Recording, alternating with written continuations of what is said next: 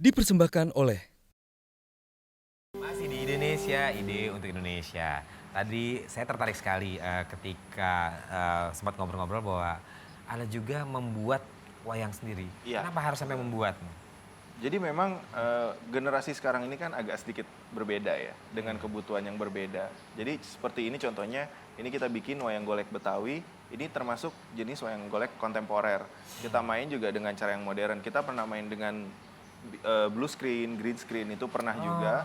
Dan saat pementasan ini, durasinya pun kita perpendek. Jadi zaman sekarang kayaknya anak muda nih nggak mau nih nonton semalam suntuk, kan hampir nggak mau gitu ya, dan waktunya juga sangat padat sekali. Jadi kita bikin ini bisa fleksibel, bisa 10 menit, setengah jam, 2 jam.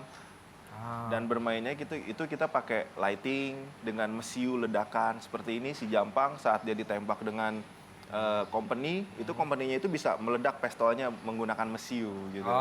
Jadi banyak teknik-teknik yang ada di wayang ini tersebut. Banyak terobosan-terobosan baru. Iya, jadi orang nggak jenuh. Nggak jenuh. Nah, selama ini pengalaman yang paling menyenangkan buat Reza? Pengalaman yang menyenangkan sih banyak sekali ya. Dari pengumpulan wayang itu kita bisa bersosialisasi dengan orang-orang di daerah. Bahkan pengalaman-pengalaman lucunya juga ada juga. Sewaktu kita mau membeli wayang itu, kita harus mendengarkan curhatnya si pemilik wayang selama 2 jam. Dan itu nggak boleh dipotong. Tapi pada akhirnya wayang itu nggak dijual. Akhirnya kita disuruh pulang lagi. Suka dukanya mengumpulkan wayang tuh memang betul-betul sangat banyak sekali. Kita harus nginep di bilik, di musola dan lain-lain, itu banyak sekali. Yang punya wayang. Iya, harus ketemu yang punya wayang gitu. Nah, ngomong-ngomong sekarang wayangnya pasti sudah banyak sekali ya? Jumlahnya? Kurang lebih sekitar 4 sampai 5 ribu piece sekarang. Tantangan berikutnya adalah bagaimana mengurusnya dengan baik. Dan mengembangkan sampai anak-anak muda ini gimana caranya bisa suka wayang lagi. Itu gimana tuh? Nah, ini salah satu contohnya wayang Betawi ini. Jadi wayang Betawi ini dengan banyak teknik, orang jadi anak muda tuh nggak jenuh nontonnya.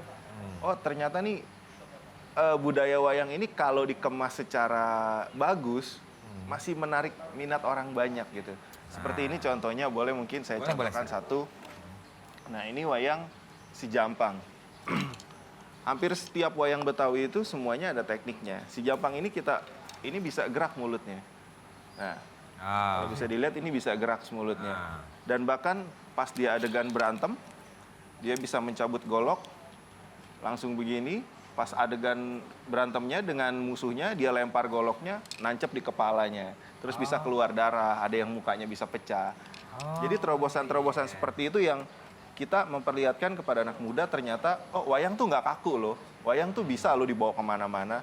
Nah, pada saat itu setelah mereka suka, barulah kita kenalkan, ini loh asal-usul wayang yang klasik tuh seperti ini gitu.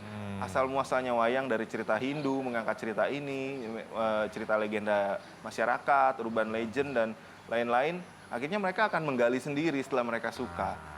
Itulah sebenarnya tujuannya sih. Tujuannya jadi salah satu pendekatan-pendekatan ke generasi baru agar mencintai juga kearifan lokal, juga warisan budaya kita. dipersembahkan oleh